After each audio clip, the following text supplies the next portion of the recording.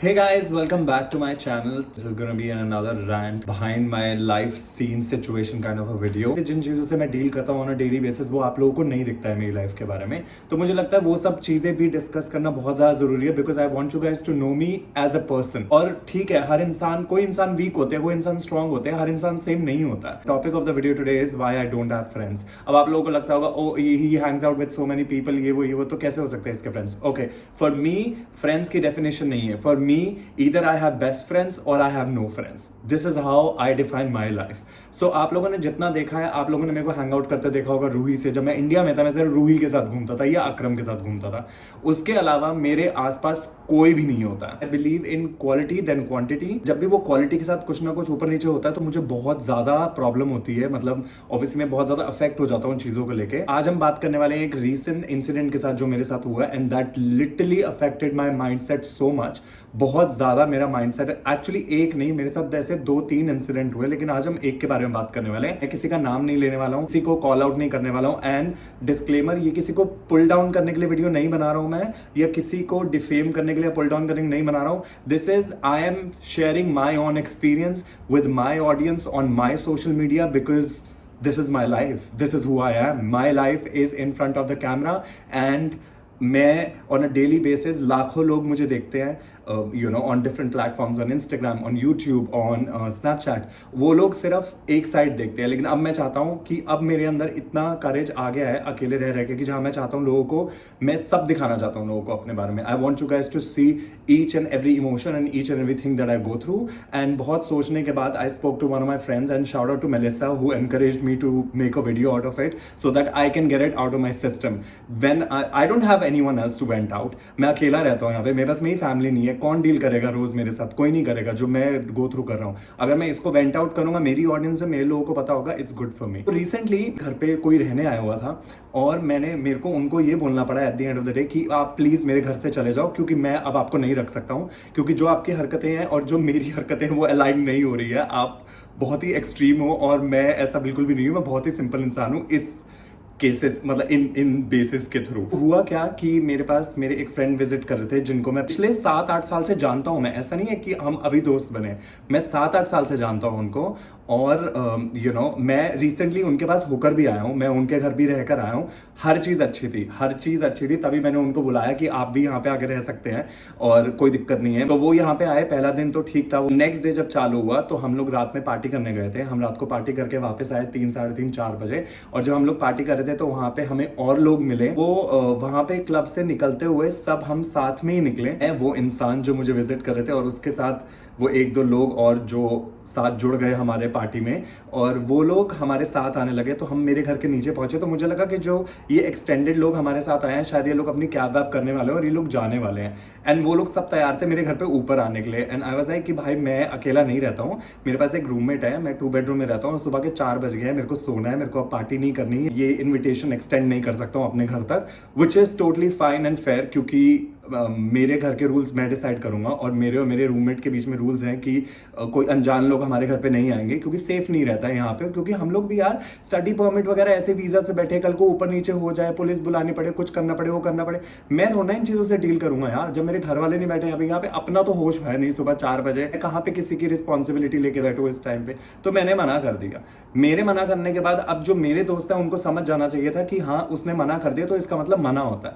तो उन्होंने क्या किया, अगले 30 मिनट तक मुझे उनके आगे मेरे को बेइज्जत करना चालू कर दिया आउट ऑफ नोवेयर, जो कि मैंने कभी एक्सपेक्ट भी नहीं किया था. क्यों, why you doing this is not what I came to Vancouver for, this is not what I signed up for, this and that blah blah. तो मैंने उन्हें बोला, मैंने कहा अभी आपने पी हुई है, आपको समझ नहीं आ रहा है कि आप क्या बोल रहे हो, तो इस टॉपिक को यहाँ पे खत्म करते हैं. मैं नहीं बात कर सकता हूँ किसी और के आगे या जो भी है. उन्होंने बोलना खत्म ही नहीं किया. वो बोलते गए आधे घंटे तक, और मेरे को थक हार के बोलना पड़ा कि ये बहुत ज्यादा हो रहा है, क्योंकि बहुत डिसरिस्पेक्ट हो रहा हूं मैं लोगों के आगे, वो भी अनजान लोगों के आगे जिनको मैं जानता भी नहीं हूं.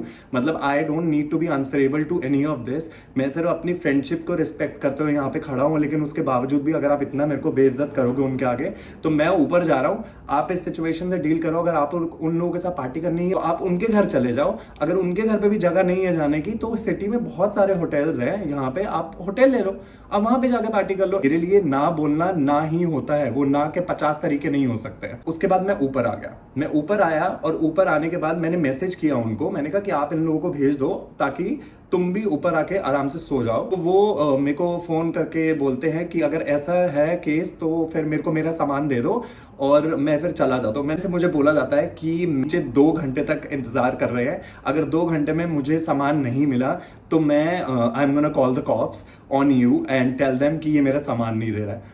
And the moment I heard this, मैं सच बता रहा हूँ, मेरे पैरों के नीचे से जमीन खिसक गई थी। There were like 1000 things coming out of my mind कि मतलब आप किसी को ऐसा क्यों बोलोगे, मतलब मैंने ऐसा क्या कर दिया कि आप मुझे इस चीज के ऊपर पुलिस की धमकी दे रहे हो कि मतलब मैंने आपका सामान करना क्या है, मुझे क्या लेना देना आपके सामान का या किसी भी चीज का। मैं तो उल्टा आपको अटेंड कर रहा हूं एज ए गेस्ट अपने घर पे, और अब मेरे को उन लोगों के आगे, आप अनजान लोगों के आगे मुझे धमकी दे रहे हो, मतलब अपने खुद के दोस्त को जिसको आप पिछले 7-8 साल से जानते हो। स्टेटमेंट ने मेरा पूरा माइंडसेट हिला देता है, क्योंकि मैंने ऐसी चीजें अपनी जिंदगी में कभी नहीं सुनी है। उसके 2 मिनट बाद उन्होंने मुझे दोबारा कॉल किया और बोला कि प्लीज एक बार नीचे आ जाइए। तो मैं नीचे गया तो तब तक वो जो एक्स्ट्रा लोग थे वो जा चुके थे।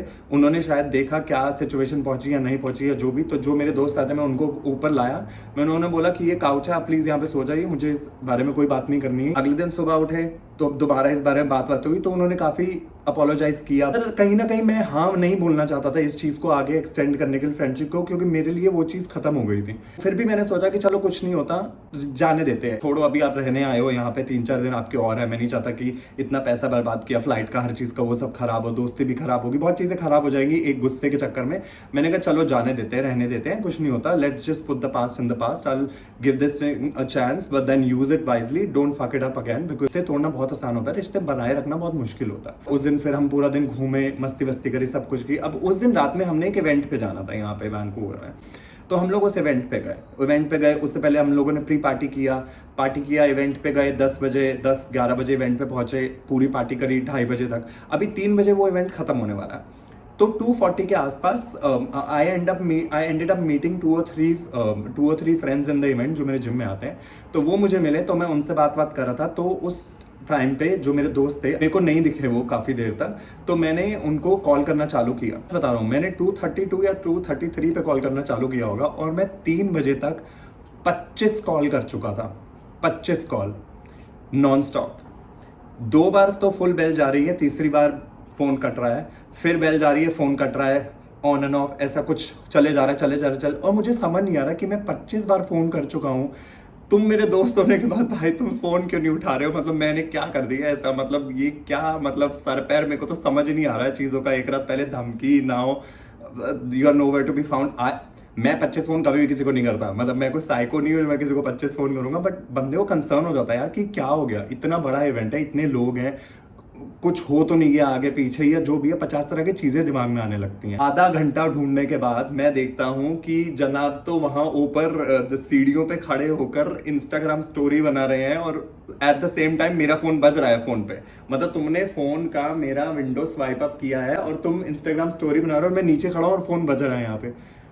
भाई मेरे को इतना लो मेरी जिंदगी में कभी फील नहीं हुआ है, मैं सच बता रहा हूँ कि मतलब क्या मेरी इतनी भी रिस्पेक्ट नहीं है कि तुम मेरे घर रहने आए हुए हो, तुम मेरे गेस्ट हो, मैं तुम्हें इतनी इज्जत दे रहा हूँ और तुम मेरे को बेइज्जत कर रहे हो हर रात। क्यों? मैंने क्या किया? साला मैं सुबह नाश्ता बना रहा हूँ, लंच बना रहा हूँ, यहाँ से सामान ला रहा हूँ, ये कर रहा हूँ, वो कर रहा हूँ, मैं अपनी तरफ से जितना हो सकता है बेस्ट उतना कर रहा हूँ। मैंने कभी जिंदगी में कोई गेस्ट वेस्ट अटेंड नहीं कराया है भाई, this is my first time, but still I am trying to do the best that I can as a human being and why the fuck are you treating me like shit, like for what reasons? गया हूं और मैंने बोला कि भाई मैं तेरे को फोन करूं पिछले आधे घंटे से, like are you fucking out of your mind? Why the fuck are you not picking up my phone? For next 20 minutes the answer that I get in return is silence. I literally, मैं सच बता रहा हूँ, मैंने कभी इतना disrespected अपनी जिंदगी में अपने आपको नहीं फील किया है किसी भी फ्रेंडशिप या रिश्ते में कभी। मैं सच बता रहा हूँ, अभी तो मैं हंस रहा हूँ, बट ये बहुत ही उस टाइम मेरे को समझ ही नहीं आ रहा था कि भाई व्हाट इज दिस सिचुएशन, कि क्या हो रहा है यहाँ पे।